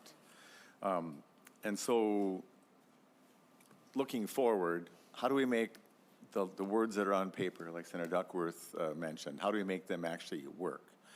And we discussed in brief a little bit in the policy committee. I don't get to serve on the money committee, although I wish I could. About the discipline thing, I was compelled by the several testifiers about that, how it's making kids feel unsafe, and it's nothing mean to the child to be out for a couple days while you get a plan to put them back into place. And Senator Swazinski and Senator Kunish and Senator Coleman and is it Rarick? Hopefully we can put together something that will make this actually function in a way that's useful. And I also want to mention to David Law, you can see why he was stolen away from us. One of the long line of amazing Anoka superintendents. By the way, we're the largest in the state, did you know that? And Corey, thanks for being here. But I think if you were going to summarize, I think that he succeeded in, I'm only half facetious, Madam Chair. But anyway, I think in his comments, he capsulized a lot of the things you all said in just many different ways. What do you want us to do? And then pay for us to do it, or don't make us do it. And I think that there's a lot of wisdom in that. And I just want to thank all the superintendents and staff who work so tirelessly to try to make this work. I think we're disconnected from here to you. Today is a way to bring that back. So thank you, Madam Chair. Thank you. Senator Maye Quade.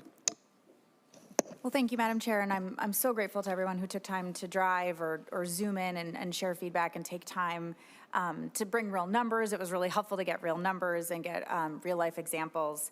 I'm the chief author of the READ Act. My door is always open. It has been a collaborative process from beginning to end. In fact, Senator Coleman and I commented to each other, we should have maybe done my bill first because we could have cut some testimonies out. And that will continue to be collaborative. It is not meant to be punitive to districts. I've heard so much good stuff from the superintendent of Mankato to my own district to lots of districts sitting up here at this table. It is time intensive and it has required so much work on behalf of literally everybody from the state to the regional centers of excellence to the districts to the teachers to the parents. It's a huge, huge shift. And I really, really appreciate the collaborative work to make that shift. And I'm here to work with you on it because this is not punishment. It's just we all know better, so we're going to do better and we're going to do it together. So I appreciate that. I did have a question. I have two questions. First, I want to thank Superintendent Thomas. You really brought up a real number and a really good point that if we had tied the formula to inflation this whole time, your district would have been up $11 million. And what we're looking at is one biennium. We tied it to inflation, what, last year or 2 years ago, and one biennium of mostly one-time funding. That could go to one-time funding things, like the READ Act, right? But any ongoing dedicated funding, we would have had to do other things. And so we are suffering the consequences of many, many, many decisions over decades. Like I was in high school the last time I think the formula, like if we did it to inflation now, it would fund schools at what it was when I was in high school.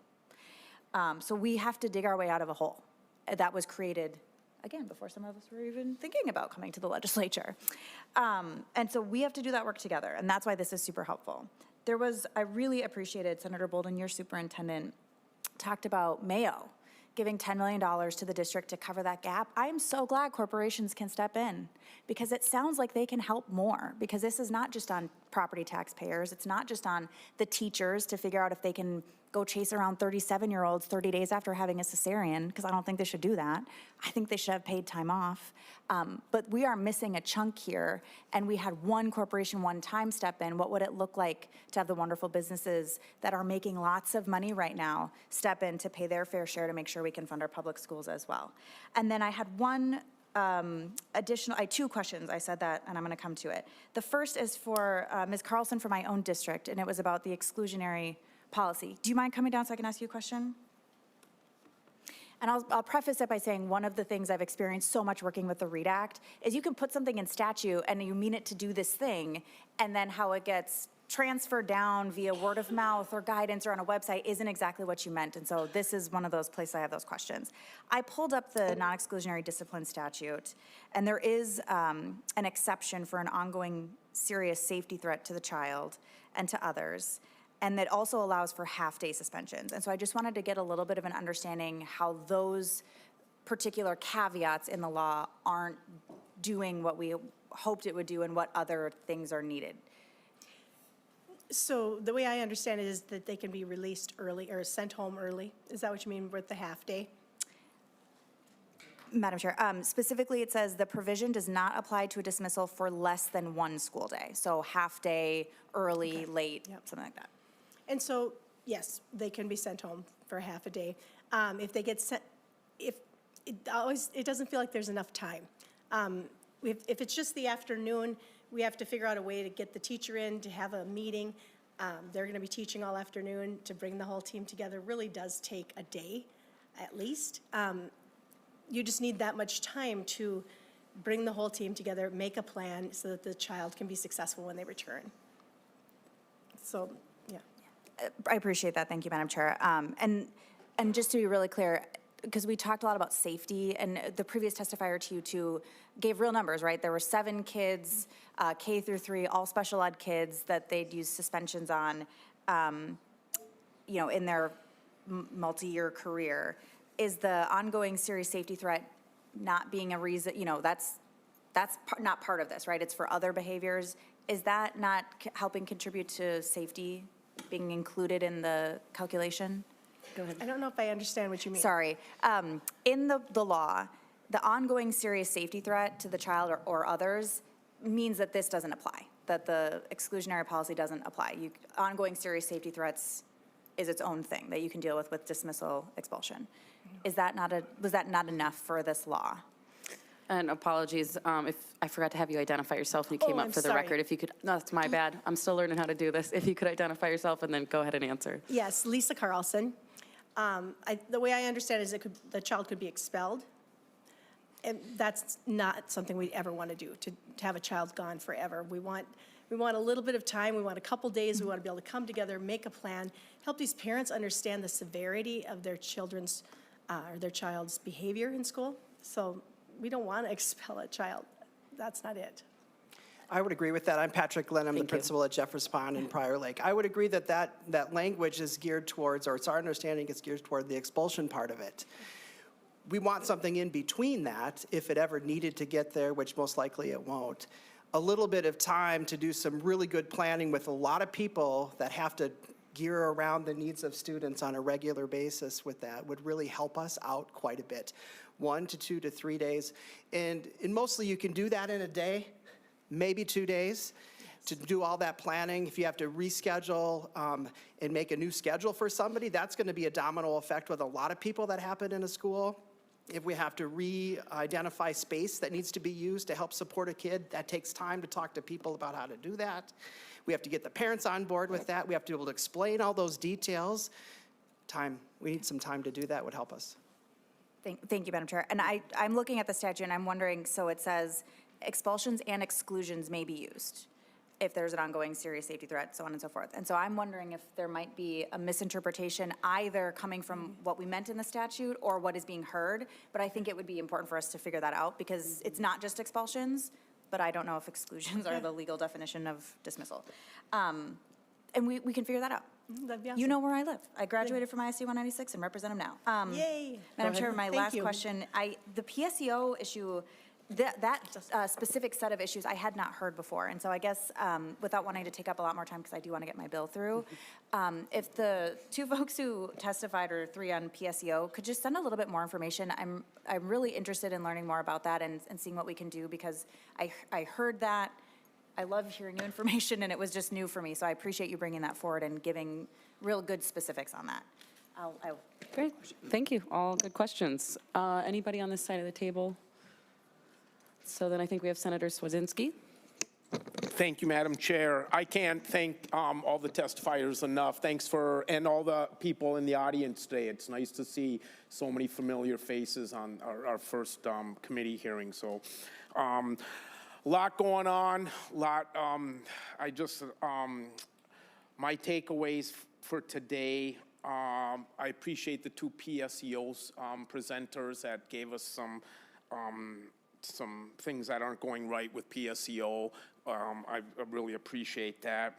The non-exclusionary, it seems like there's some language maybe we need to clarify between what is expulsion, what is suspension, what is discipline, and maybe we could help you with that. So stay in tune and reach out to my office as well as anybody up here, because maybe that's part of the problem, is we're not agreeing on what these words mean in statute, because our intent was noble when we passed that legislation. But if it's creating an undue burden for the kids that aren't feeling safe, and the child that's not regulated, I think that's the word somebody used. But we can get this right, because that's what human beings are capable of. And I just want to echo a couple people, Rochester, I don't know if you're still here, but maybe we should adopt a school bill this session for corporations. That's a great idea. So wherever you are, Rochester, I didn't mean geographically, but wherever you are in the cloud, I hope you're hearing that, because that's a really noble idea. And there's a lot we didn't get to today, and a lot of ideas you guys planted in my head about sub-shortages continue, and teacher staff morale is still not maybe where it once was, and the school safety, which I alluded to. No one mentioned cell phones, so stay in tune on that. But ultimately, the seniors, another thing that really resonated with me today was the testifier from the ALC that said seniors are showing up with no credit, and you are expected to push them through the door in a matter of months with enough credits to graduate. And again, I empathize with that, and so we reach out to all of us with your ideas on making that right. And ultimately, what we're hearing you time and time again is our kids are hurting, and mental health and counselors and social workers, they're all so overwhelmed right now. So we got a lot of work to do, but we can do it, and with your help and assistance. So thank you, Madam Chair.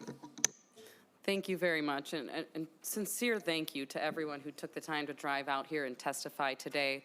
When I did principal for a day in my district, I found myself at the end going home and saying, I wish I could get the education gavel. I really wish I could get that gavel, because these are some serious issues I want to fix. And lo and behold, I think a day later, I was texting you saying we need to have a phone call tonight, and we found out there'd be this power sharing agreement. So be careful what you put out into the universe. I wanted to set the tone for this session by hearing directly from the schools and the principals and the teachers themselves. So thank you for making that possible. I really appreciated hearing about supporting college and schools, the need for clarification on some bills, flexibility, no new mandates, giving people more time for existing mandates, helping fill the teacher issue and substitute issue, more local control, addressing school safety. These are all critical issues, and I want you to stay on us about this. Be those squeaky wheels that get the oil. Be proactive, call, text, email, and hold everyone at this table accountable. So thank you very much for sharing your opinions, and continue to do so. My door is always open. And in the vein of some of the issues that you brought up, we actually have a fantastic bill up today. We have Senate File 334. I don't know how we have that many already. With Senator Maye Quade in our last couple of minutes of session here. And I believe we have 2 testifiers for that, Matt Hillman and Erica Schatzlein. If you'd all like to come up to the testifiers table.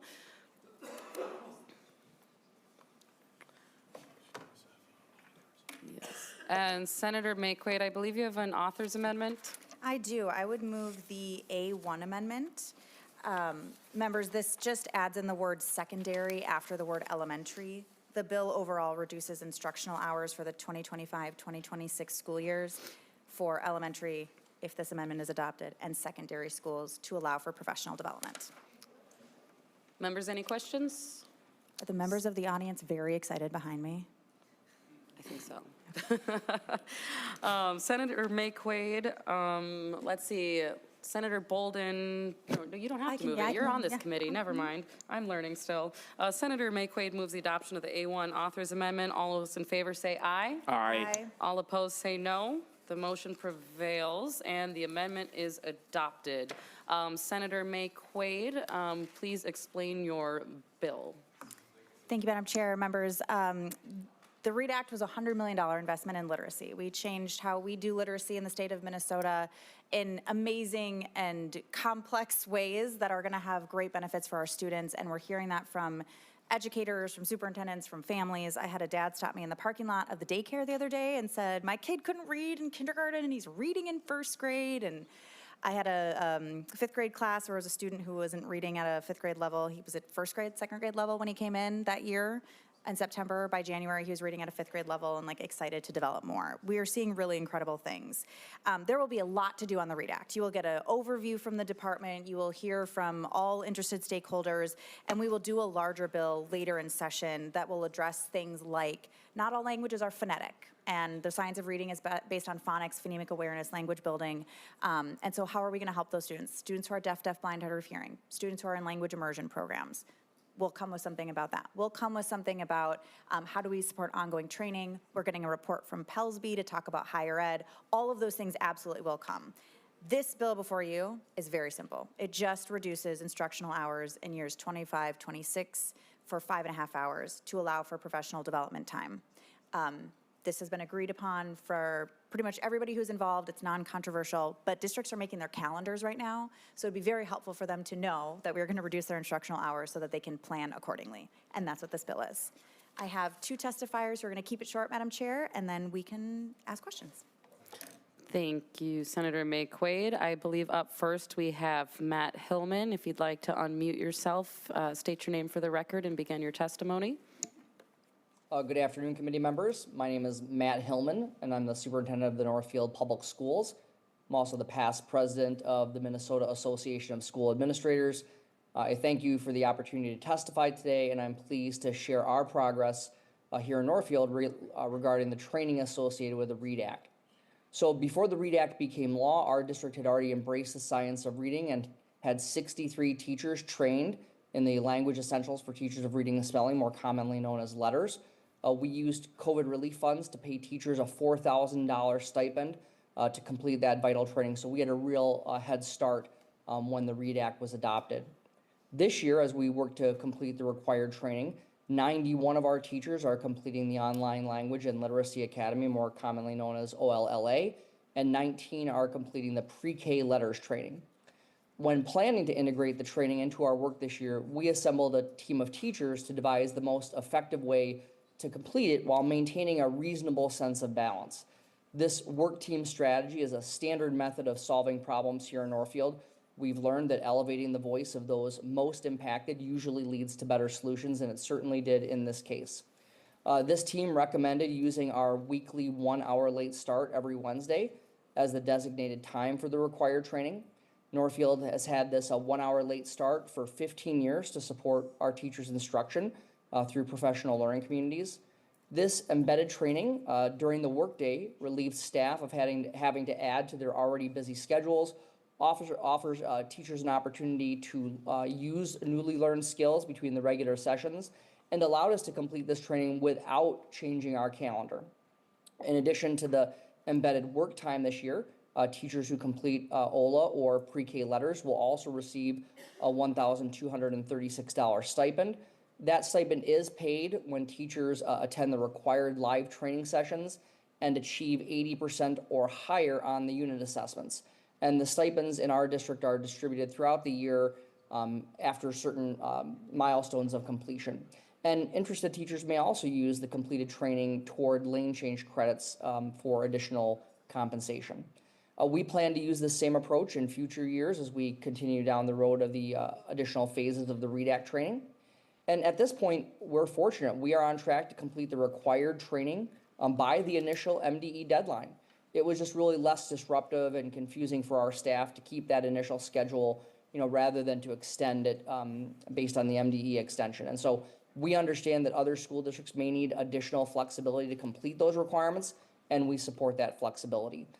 We've seen some real positive progress with the READ Act in our district and the science of reading training. We're grateful for the opportunity to testify and share our story today.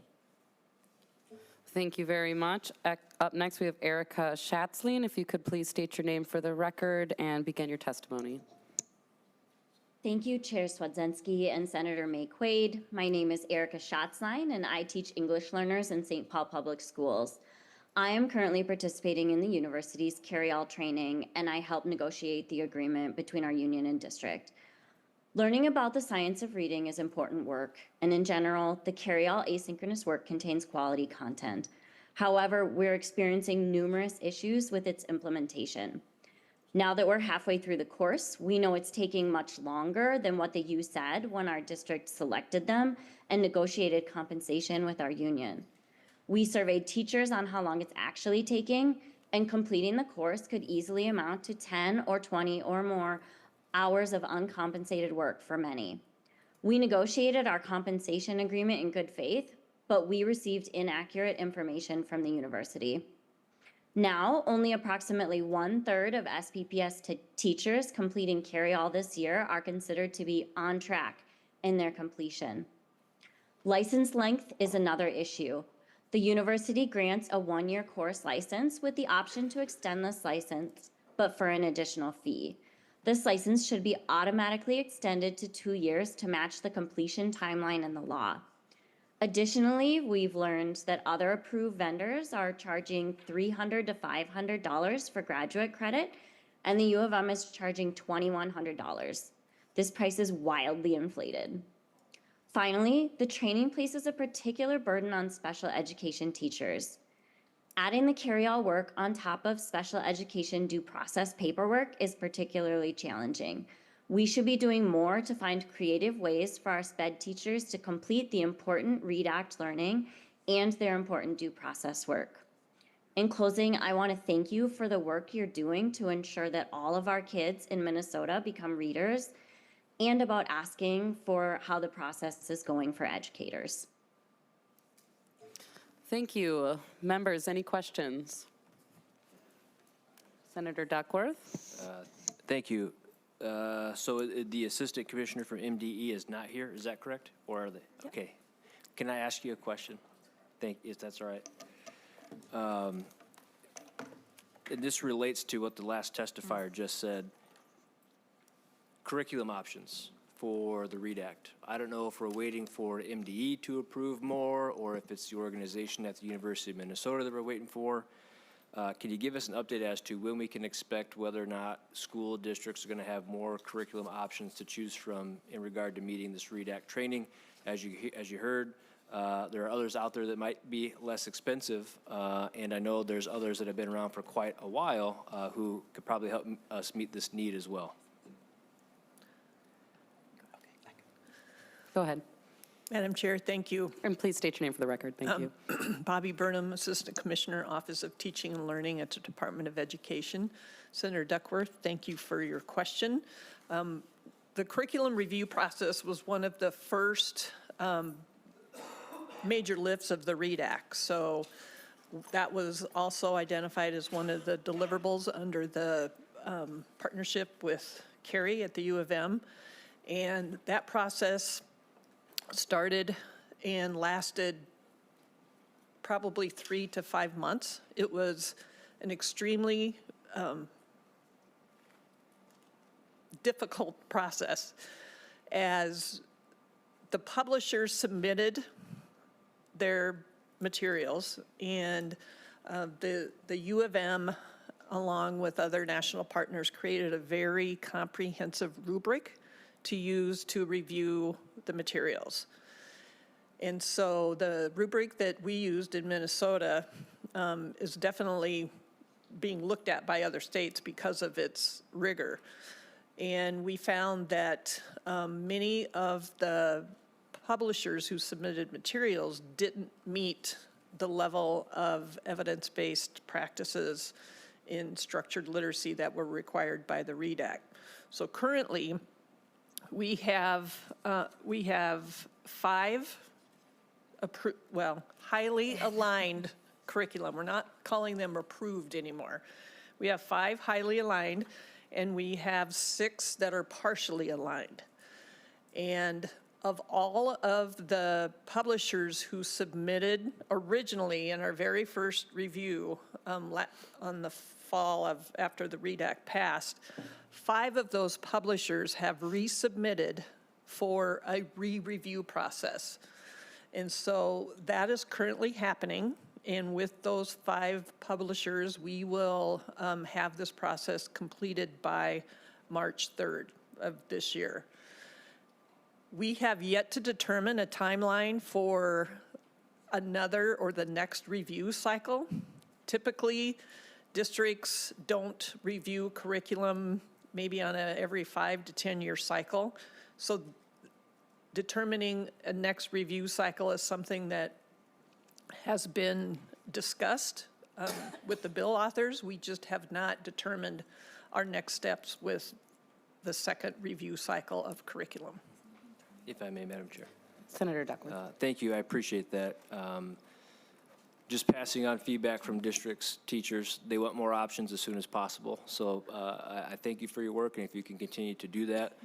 And also candidly, I've heard from many of them that they, at least the look of one of the main providers being in charge of deciding whether or not some of the other folks can be authorized providers has rubbed some folks the wrong way. I think for obvious reasons, it certainly doesn't look good. I'll just say that.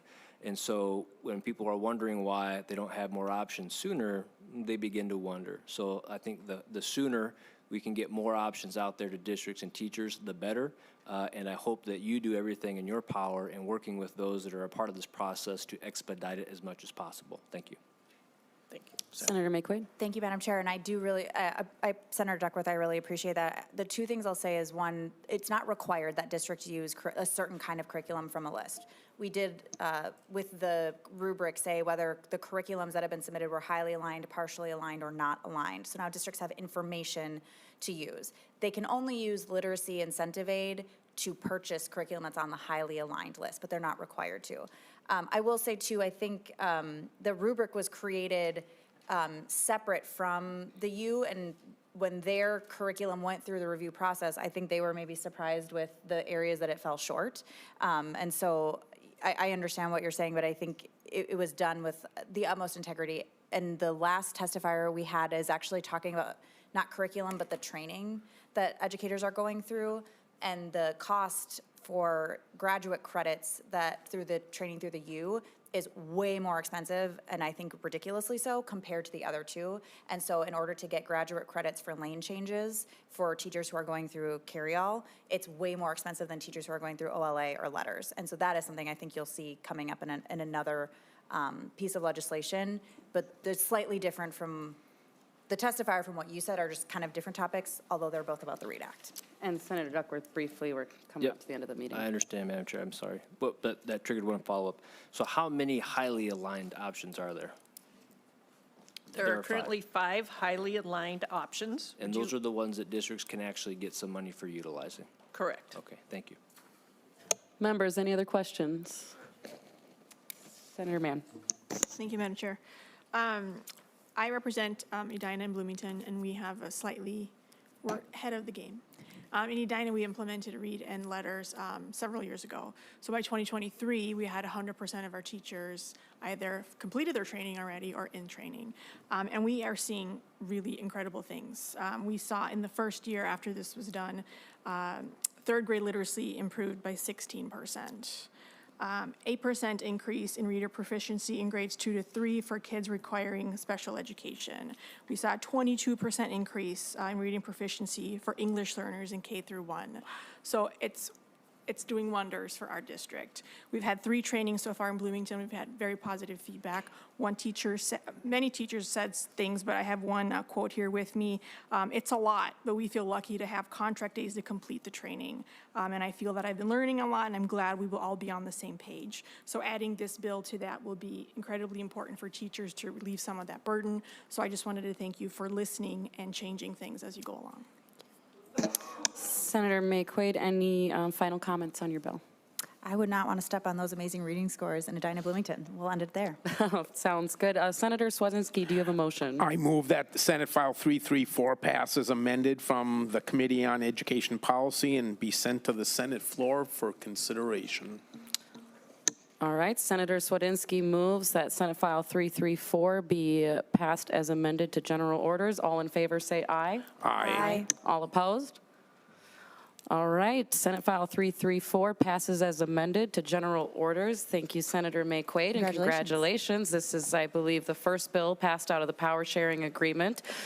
So good job on that. I believe, Senator Swedzinski, that the committee will be meeting on Monday. On Monday, the 27th, and we'll be looking at the chronic absenteeism task force that met all summer.